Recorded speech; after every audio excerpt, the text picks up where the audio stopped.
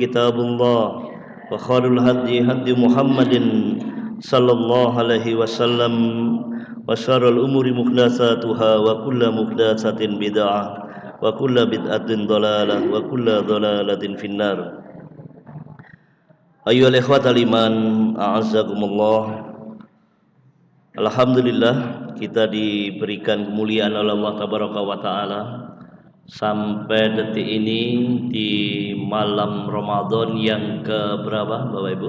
24. Insyaallah 24. Mungkin lebaran kurang 5 hari lagi nggih. Insyaallah. Mudah-mudahan Bapak Ibu ma'asyiral muslimin azzakumullah, ini menumbuhkan semangat kita untuk tetap terus menjaga amalan soleh kita di penghujung akhir Ramadan, menjaga amalan ini agar tetap terus kalau sudah baik menuju kesempurnaan, kata Ibnu Jauz. Kalau masih kurang momentum terakhir ini, mari dimaksimalkan menutupi kekurangannya itu. Jangan sampai kuda pacu yang ketika dia sadar berada dalam pertandingan menjelang finish, maka sang kuda pacu ini dia akan memaksimalkan seluruh tenaganya supaya dia menjadi pemenang, bukan menjadi pecundang. Maka kata Ibnu Jauz, jangan sampai kalian kalah cerdas dengan seekor kuda pacu itu. Artinya Bapak Ibu ma'asyiral muslimin rahimakumullah, hendaknya kita memaksimalkan betul di akhir Ramadan ini. Innamal a'malu bil khawatim. Sesungguhnya amal itu bergantung sama penutupnya, ya. Makanya Nabi Muhammad sallallahu alaihi wasallam sampai memberikan pesan kepada kita. Apa pesan beliau? Qala Rasulullah sallallahu alaihi wasallam, la tu'jabu bi amalin ahadin. Janganlah kalian merasa takjub, merasa terpesona dengan amal seseorang, hatta tangduru bima yukhtamu lahu, sampai kalian melihat dengan apa amal itu akan diakhiri. Artinya ayyul ikhwatal iman a'azzakumullah, jangan sampai kita terlalu bersemangat, boleh di awal Ramadan, tapi kemudian menjadi kendor ketika menjelang finish ini. Ketika Ramadan mau pamitan sama kita malah berleha-leha. Kita merasa seakan puas dengan apa yang kita capai 20 hari terakhir kemarin. Merasa seakan-akan gelar takwa itu sudah dalam genggaman. Padahal pertarungan belum selesai. Pertempuran masih tetap terus berlanjut. Maka sebuah kebodohan, sebuah kelalaian kalau kita menganggap bahwa pertarungan sudah selesai sementara musuh di depan menyiapkan genderang perang lanjutan untuk merusak amal kita di akhir Ramadan. Maka sekali lagi ayyuhal ikhwatal iman a'azzakumullah, takutlah kita kepada Allah Subhanahu wa taala sekali lagi. Karena begitu banyak orang-orang yang mereka menjadi bagian dari produk gagal Ramadan. Ya, sama-sama hadir seperti kita di bulan Ramadan, tetapi ketika Ramadan meninggalkannya, dia tidak mendapatkan ampunan Allah tabaraka wa taala. Dia tidak memberikan manfaat yang sebesar-besarnya Ramadan ini dalam kehidupan dunia apalagi akhiratnya. Tidak ada sesuatu pun yang dia peroleh. Dan ini bagian daripada produk gagal. Waliyadzubillah, jangan sampai kita menjadi bagian dari produk gagal Ramadan. Orang yang hidup di bulan Ramadan tetapi tidak ada faedah sedikit pun yang ia dapatkan untuk kehidupan akhiratnya. Siapa mereka? Yang pertama adalah orang-orang yang tenggelam dalam kesolehan pribadinya. Sibuk membangun ketakwaan untuk individunya, pribadinya, untuk dirinya sendiri. Tetapi dia menutup mata terhadap kesolehan sosial yang semestinya berawal dari kesolehan pribadi yang sudah terbentuk itu. Dia lupa menularkan kesolehan pribadinya itu kepada lingkungan masyarakatnya. Dia lupa bahwa di balik kesolehan sosial itu Allah memerintahkan zakat. Allah memerintahkan kita untuk mengeluarkan zakat mal. Setelah sampai nisab 85 gram emas atau haulnya sudah setahun, maka wajib dikeluarkan.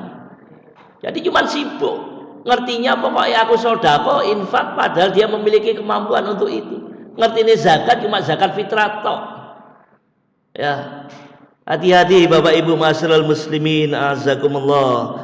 Betapa Allah tabaraka wa taala mengingatkan kita di Quran surat At-Taubah ayat 35, 34 dan 35. Di dalam ayat ini Allah tabaraka wa taala berfirman, A'udzubillahi minasyaitonir rajim. Walladzina yaknizuna adh-dhahaba wal fiddata wa la yunfikunaha fi sabilillah fabashshirhum bi'adzabin alim. Dan orang-orang yang menyimpan emas dan perak dan kemudian mereka tidak mau menginfakkannya di jalan Allah, apa pesan Allah untuk mereka? Fabashshirhum, berikan mereka kabar gembira, bi'adzabin alim, dengan azab yang pedih.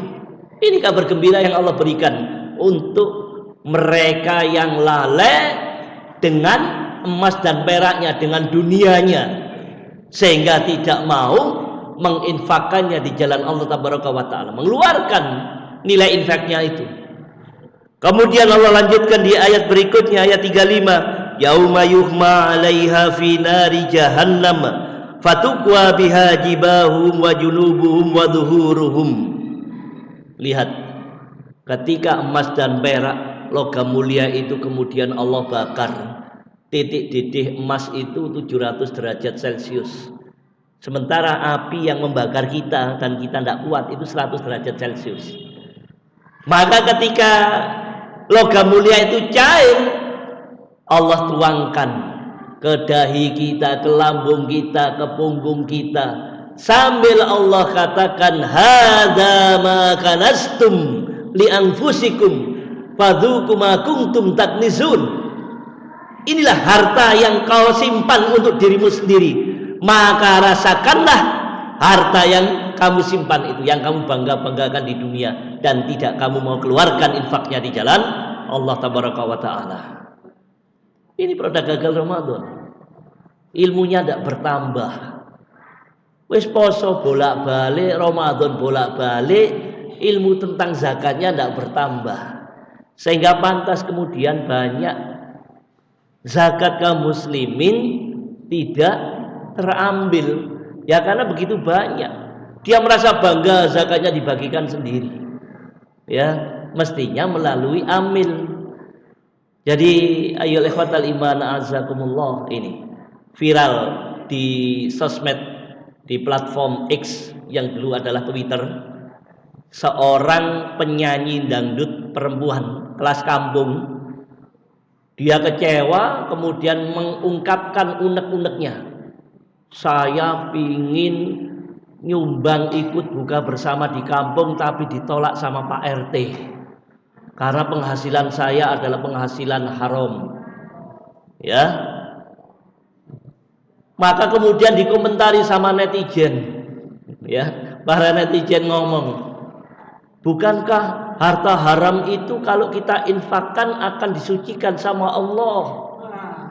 Nah, ini dia. Ya, dipikir agama Islam ini seperti manhajnya Robin Hood, ngerampok duit negara kemudian dibagikan kepada rakyat. Islam adalah Islam, al-Islamu ya'lu wa la yu'la alaih. Islam itu lebih tinggi dan tidak ada yang lebih tinggi daripadanya. Islam tidak seperti Robin Hood. Kalau ingin berinfak, perhatikan betul dari mana duit yang kamu dapat dan mau kemana duit itu kau belanjakan, kau keluarkan. Itu dua pertanyaan.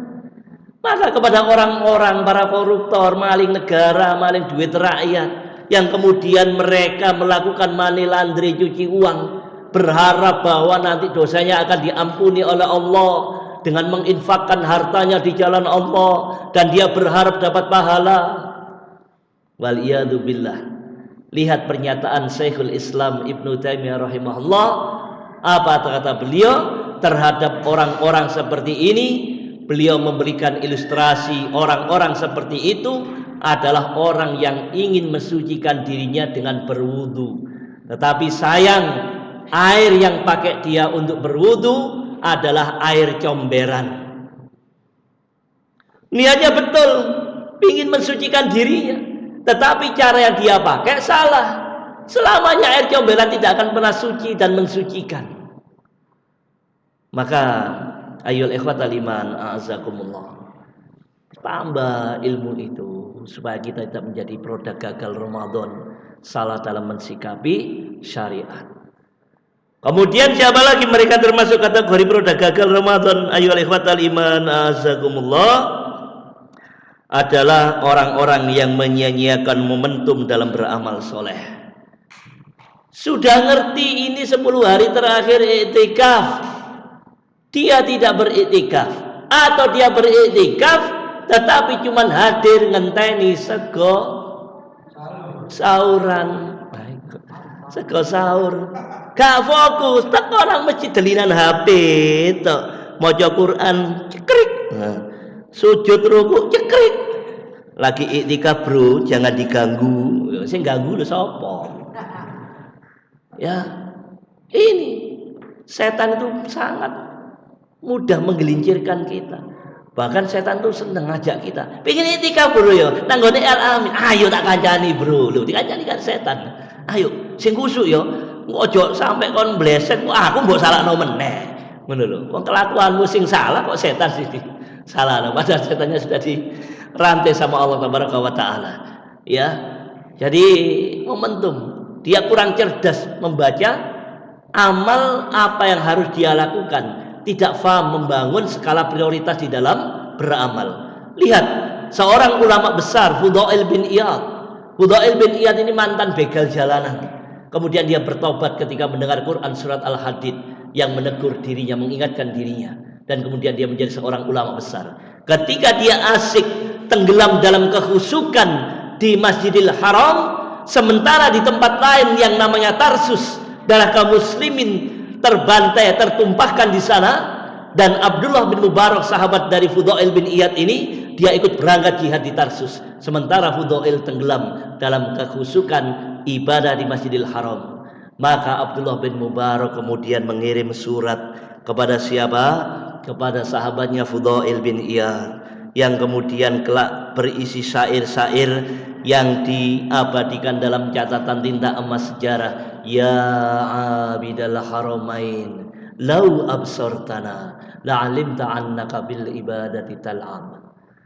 Panjang sekali isi syairnya. Hai orang yang beribadah di Masjidil Haram, kalau seandainya engkau tahu ibadahmu itu, sungguh ibadahmu itu ibadah main-main, guyonan. Kekhusyukan seperti apa, iman seperti apa yang membuat kamu tenggelam dalam kekhusyukan, sementara imanmu membiarkan dirimu tidak terlibat cawe-cawe untuk urusan saudaramu yang sedang membutuhkan pertolonganmu hari ini seperti di Gaza.